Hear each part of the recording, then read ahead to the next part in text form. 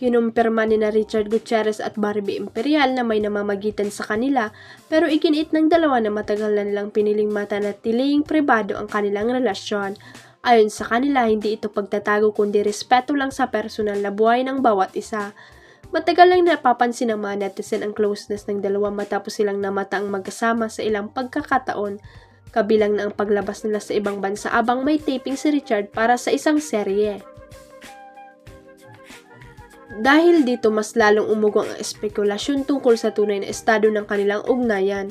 Sa isang panayam sinabi ni Richard na matagal na rin nilang iniisip ang posibilidad na magsama sa isang proyekto. Tagal na naming naiisip kung paano kung magkakatrabaho kami at ngayon nangyari na rin, payag na.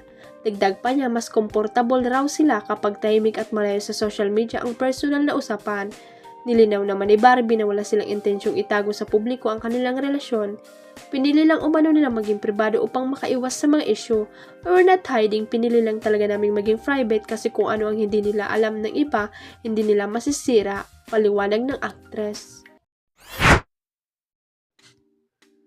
Nakakaloka dahil sa tambalang Catherine Bernardo at James Reid at Nadine Lustre Alden Richards, nag-resurface uli sa social media ang bardagulan ng solid fans ng dalawang actress.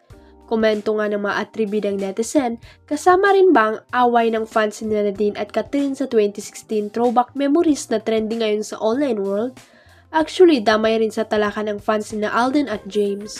Ngayon nga ay inaabangan naman ay kung anong tandem ang tatangkilikin ng netizen. Bumalik na naman sa luma ang pinagtatalo ng issue ng fans ni Kat at Nadine na kung sino nga sa dalawang aktres ang mas magaling umarte. Parang tanggap naman kasi ng solid fans ni Nad na si Catherine ang tunay na reyna ng takilya sa kasalukuyan pero parehong may collab team daw si Kat sa top grossing movie niya unlike Nadine na nag number 1 sa MMFF 2022 ang movie nito na Deleter kahit walang collab team. May mga nagkukumpara rin sa dalawa in terms of love life, at least daw si Nadine ay happy at very open sa kanyang relasyon kay Christoph Barrio samantalang parang hindi raw proud ang Asia superstar sa boyfriend daw nitong si Mayor Mark Alcala dahil hindi nga raw open tungkol dito ang ex ni Daniel. Umabot na talaga sila sa love life ng dalawang actress.